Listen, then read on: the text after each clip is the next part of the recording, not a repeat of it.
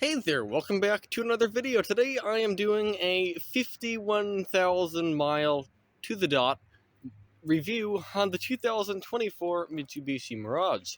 When I say to the dot, I do mean I pulled into the driveway at 51,000 miles. I may have planned that, or maybe I didn't plan that. I'll let that be up to you. But you can see right here, 51, comma, 000. Well, it doesn't have a comma, but 51,000. Either way, this is just going to be a short review. So, how has the car been? It's been great. What has the average gas mileage been over all of the tanks? Well, I hypermile and go very slow, but my average has been 54.7.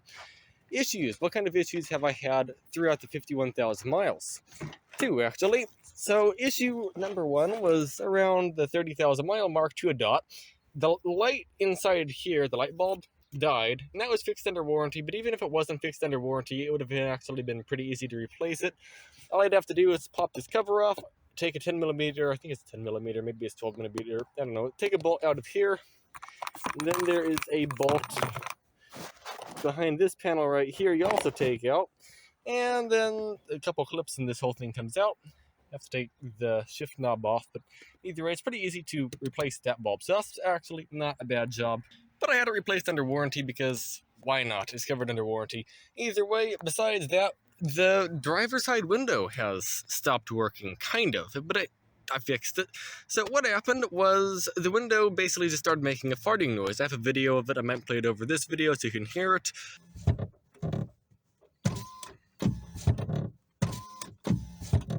But it just started making a farting noise. Well, how did I fix it? Well, I tried to first reprogram the window, auto up and down, that did nothing. What I had to do was I take the door panel off and just oiled it, and now the sound is gone. It needed oil. I used WD-40. I was supposed to use some sort of thicker grease like honey or peanut butter consistency. I think it's called lithium grease. I might go in there at a later point and oil it. I don't know. I just didn't feel like taking it into the dealer for that, so I just did it myself. It's pretty easy to take the door panel off. You just need one of those airbag things. You squeeze it a few times, and it's just an airbag that slowly expands and that pops the door panel off. There are a few screws. There's a screw right inside here to take off. There's a screw right here to take off. And there's a screw right here to take off. And after you take those screws out, you can pop this top piece off. And then there's like a screw here and a screw here on the inside of the door. You take those two screws out. And then on the bottom of the door, you stick your airbag under there and you pump it up and it pops the clips out. And you just slowly work your way around the door. And then eventually all the clips are undone and you just lift the door up off of the housing it's on, or off of the actual metal part of the door. I don't know, it took me about half an hour to get the job done.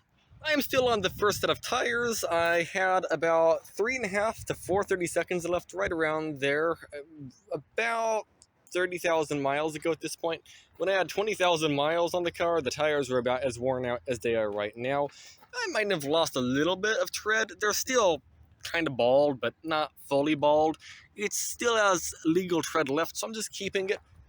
They wore out really quickly from 0 to 20,000 miles, and then from 20,000 to 50,000, it's basically stayed the same. Maybe it's because cooler weather, I'm not sure. I mean, we've had hot weather.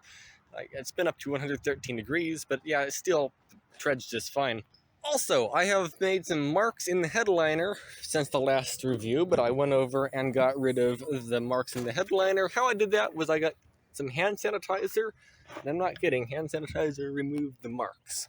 You could kind of see the remnants of them. It was like black marks, and it cleaned up quite nicely actually using hand sanitizer. So if you have marks in your headliner, I recommend trying that out.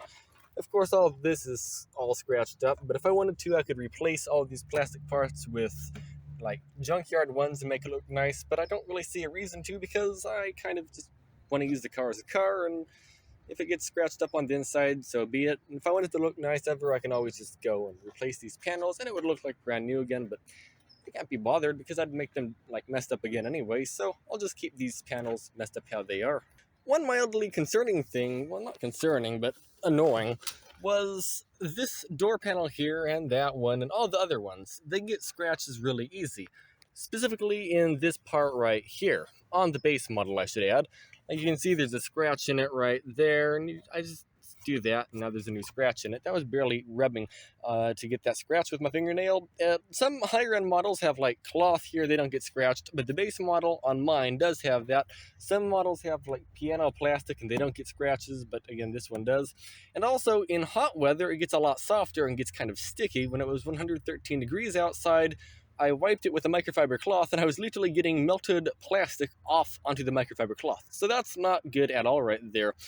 Is it a problem? I mean, it looks fine. If I wanted, I could probably, not right now, it's only about 100 outside, but if it's hotter outside, I can go and polish these scratches out because I can do that with a microfiber cloth because the plastic is kind of melted in super hot weather. So that's both alarming, fine, and alright.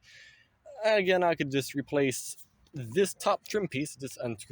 I just unscrew a screw here, and I unscrew this and this from the top part, and I could just put the cloth one in here and that would just be over with, but I'll just leave it alone. There's not really a need to replace it. Also, so the lumbar support in this car, it's not the best. For me, it's fine. But then the seats are somewhat hard. My dad's butt gets sore when he's riding in the car, so I bought one of these things from Wally Mart. It right here is like $12 or $14. This is what it is exactly here.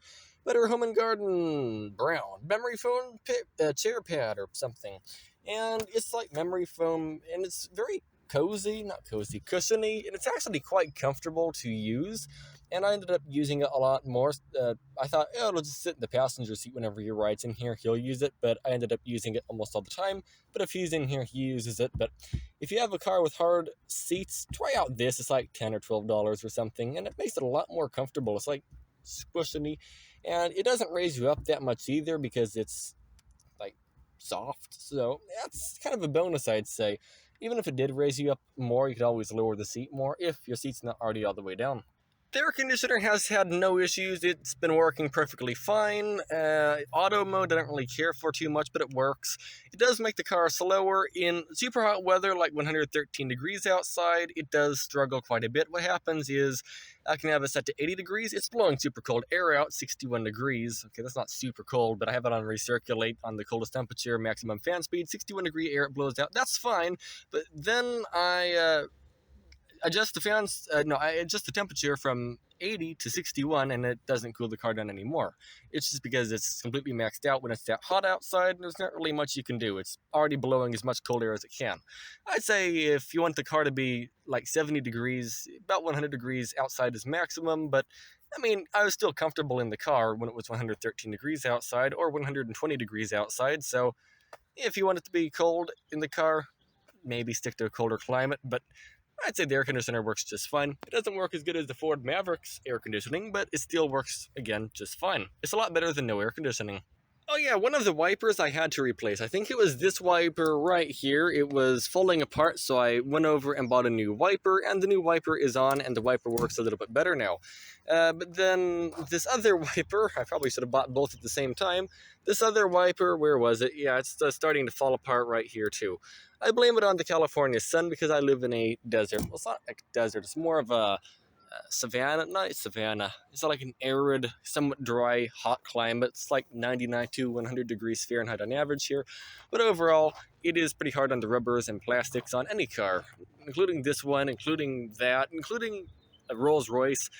Yeah, it doesn't really matter. It's going to eat the plastic up unless you go over and get special plastic made specifically for this kind of weather. Under the hood, of course, it has the 1.2-liter 3-cylinder engine, 78 horsepower. It has a continuously variable transmission, and it's the transmission in the Nissan Sentra, Nissan Versa. The car is known for CVT failures, and the main reason why those fail in those cars is because those are more powerful and heavier, and they don't put a cooler on the transmission. Okay, this one doesn't have a cooler either. I mean, it has a heat exchanger, but that's not really much of a cooler. Either way, those cars are known for failures, but this car, it's known to be just fine in the transmission department because it's lighter and it's less powerful, so you aren't really pushing the transmission that hard. Plus, Nissan owners, they kind of are usually lead-footed, kind of. Not judging, but yeah, if you're lead-footing that transmission, it's not going to be happy in a Nissan Sentra where it's pushed to the absolute maximum. But if you service it just right, like every 30,000 miles you change the fluid, it will keep going for hundreds of thousands of miles. Also, the serpentine belt. If your Mirage is making a squeaking sound, if you're looking at buying one, or your own Mirage is making a squeaking sound, your serpentine belt is most likely loose. And it is not a automatic tensioning serpentine belt. You have to do it yourself. How you do it is you loosen this bolt right here.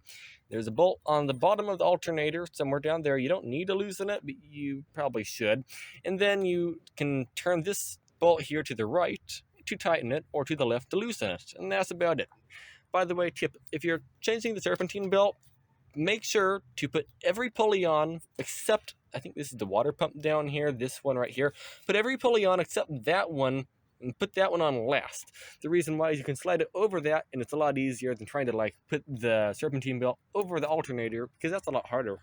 But mechanically, though, the car has been just fine. I don't really have any complaints about any kind of mechanical issues as of yet. I mean, there's a light bulb, and that's about it.